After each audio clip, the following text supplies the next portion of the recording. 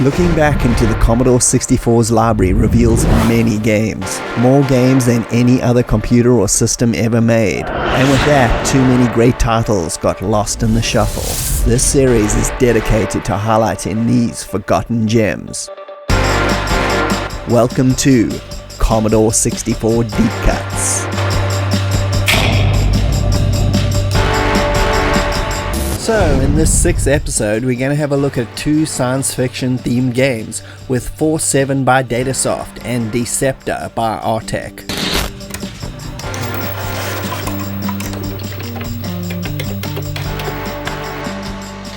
Deceptor was released in 1986 by Artec Digital Productions. Artec were a Canadian software house formed in 1982 in Ontario, Canada, and were responsible for helping to kickstart the giant American software house Accolade, providing them with massive hit games such as Ace of Aces and The Train. Deceptor was quite different from the usual games they made, and it was an isometric arcade-style game with a cool Tron-style vibe in look and story, with the elders having trained you in the art of transforming, which you can change into 3 forms on the fly: a spaceship for flying, a hovercraft for driving, and a human form for blasting the bosses. You now have to take these skills and complete an assault course to prove your worth to them. The game gives you access to a practice mode to get used to the isometric view, and you can also adjust the controls, which is something old games never let you do. The default setup though works pretty fine. You have to make it to the end of each level within a time limit, avoiding enemies along the way and picking up ammo crates, which also add time to your clock. It's vital you pick up as much of these as possible, as you'll need to have enough bullets to take out the boss at the end of the level. You have unlimited lives, but if your time runs out, it's game over. You can transform on the fly with the press of a button between your hovercraft and spaceship to get through the level as fast as possible. Your third transformation only happens automatically if you reach the boss, and that's where you have to take him out. It's an interesting game that feels pretty unique even playing it now, with sharp but simple and detailed graphics, pretty good controls once you get used to them of course, and a pretty strange electronic Tron-styled computer soundtrack, which I'm a bit on the fence about. It received some really contrasting reviews back in the day, with Commodore User Magazine giving it an abysmal 1 out of 10, where the reviewer spends the entire time complaining about the cassette's version's loading and forgets to actually review the game, and Zap64 actually gave the disc version 80% overall and a bit less for the cassette. It's a very interesting deep cut in my opinion that nobody ever really mentions anymore, and it's definitely worth at least a look.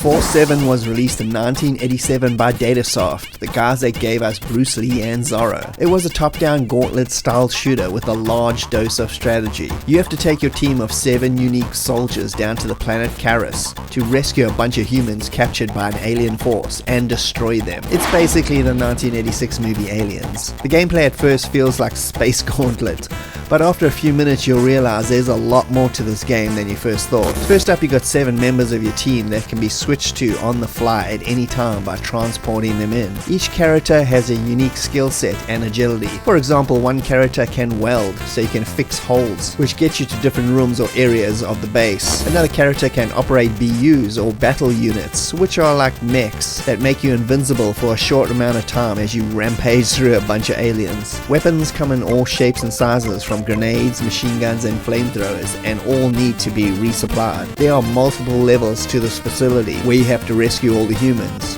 You can transport to any level you want, and also a specific location, making resupplying and managing your ammo per character extremely important. Going trigger happy is not a good idea, as it wastes precious ammo, but stray bullets can also kill hostages if you're reckless. Besides dealing with the run-of-the-mill alien fodder and destroying their breeding grounds and stopping them spawning, you also get attacked by giant queen aliens that appear every few minutes and cause a bit of chaos. They're not that hard to kill, but force you to run and shoot at the same time, which leads you into more deadly encounters. The graphics themselves are pretty simple but work well. You can tell what all the different supplies are, and the controls are really good. The main title music is also pretty memorable, with some decent sound effects. As far as I could find out, it looks like this was a US only C64 release. I can't find any reviews or even any European version of this game, which probably explains why it's pretty obscure. I myself only discovered this game a few years ago and would have played it like crazy back in the day if I had it. If you like the movie Aliens, the arcade game Gauntlet, and a dose of strategy, then this is an excellent deep cut